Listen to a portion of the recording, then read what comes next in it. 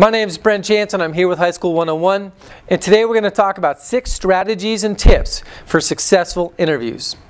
The summer's quickly approaching. Kids are starting to get antsy. They want to start looking for their summer job where they can start to earn an income. That'll allow them to make future purchases and really have some self-confidence.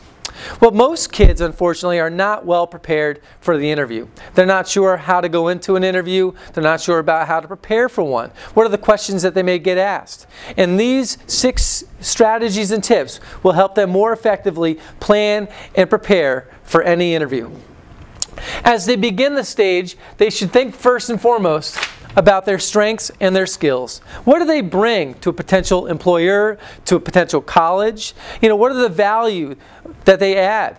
Are they going to bring the organizational component that that business could really utilize? Are they going to bring that personal relationship, for example? Maybe it's going to be their technology skill sets that are going to separate them from any other applicant.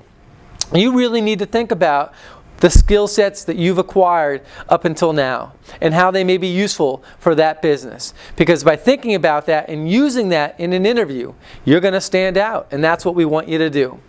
And as you think about your strengths and skills, you may actually struggle with that and not recognize it necessarily immediately. And here's the second stage. Talk to your references. These are people who can speak on your behalf. They're people who have come to know you and are able to talk about you more personally.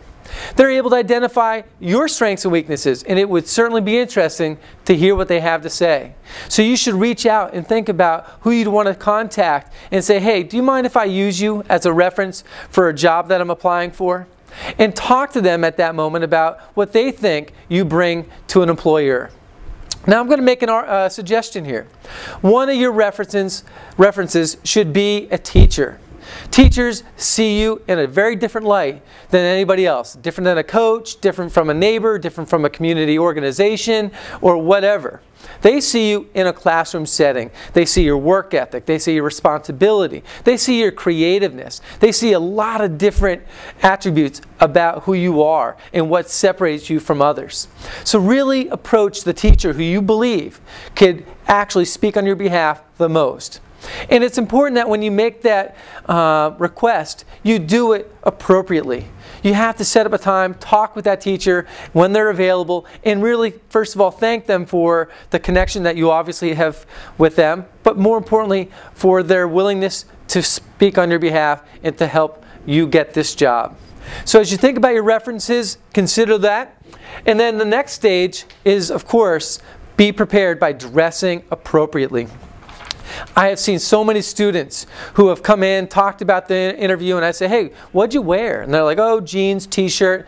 And I said, really? You went to a job interview with jeans and a t-shirt? Even if you're going for a landscaping job, dress appropriately. That doesn't mean shirt and tie necessarily. It, of course, depends. But certainly slacks and a polo shirt, or slacks and a collared shirt, I think are the bare minimum. You want to impress the person that's interviewing you. And the first impression is going to be one of those that stays with that person after the interview. Their visual connection, and say, hey, that person really took the time and the effort to prepare and to be well dressed. So it means a lot, even if you don't think it does. The fourth cue is to be on time. And I was told, and this might be helpful to you, that if you're on time, you're late. So really plan for any variable that might delay you. Traffic, somebody calling last minute needing help, making sure that you have at least an hour beforehand free so that you can practice, thinking about what you'd like to say in the interview, how you might make the connection, so that they really walk away with a strong sense of who you are and just how much you want that job. So being on time is critical, because the first impression, again, is if you're late, that doesn't really leave a strong impression with them. And that's something that I think is not considered enough when planning for an interview. We've got number 5, thinking about the 30-second spiel. I've got a father-in-law who has done some graduate work with the Babson College students, and when he goes in to speak with them about the job interview skills, he says to them, think about an elevator ride. you get into an elevator, and then all of a sudden, in walks the Dean of Admissions, the CEO of a company that you'd like to work for. And you've got that elevator ride to impress them and to see if you can make that connection to where they would like to learn more about who you are, or maybe even hire you or accept you into that college. What would you say to them? How would you interact with them? Do you know enough about yourself? Are you confident enough to begin that conversation and actually engage them? Or are you going to be the silent bystander who's going to miss the opportunity to possibly make that connection and get into that college or get that job of your dreams? So the 30-second spiel is one that you can practice. It's really quick and easy. You simply stand in front of a mirror, you think about how you'd want to present yourself. What would you talk about? Would you just reiterate your resume? Is that enough to really make a connection? Or are you going to try and find a unique way to engage that person? But the 30-second spiel is a great way to practice preparing for an interview, because you never know when that moment is going to come up. It could be one that you prepare for that's been planned, but it also could be walking down the street and engaging somebody in this conversation. And our last strategy or tip is the follow-up.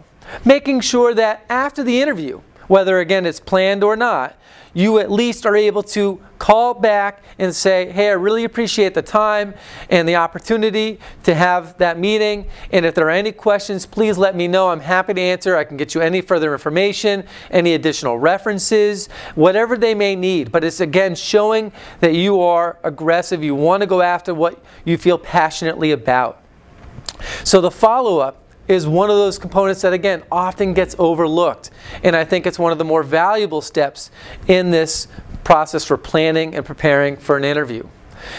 I hope that you guys are able to use this information to prepare for your interviews and you find success with them. But again, practice will make perfect. There's never an issue with preparing for that moment. And again, it's 90% of the time unanticipated. It's that moment when you run into somebody and you say, wow, this person could actually help me. How can I impress them? So I hope to hear back from you about what you think is important for going into an interview, tips and suggestions you may have that will help others stand out among the rest. You can contact us at highschool101.net. You'll see it there on your screen. Or you can like us on Facebook and leave some comments there as well. Until next time, I'm Brent Jansen, and this is High School 101.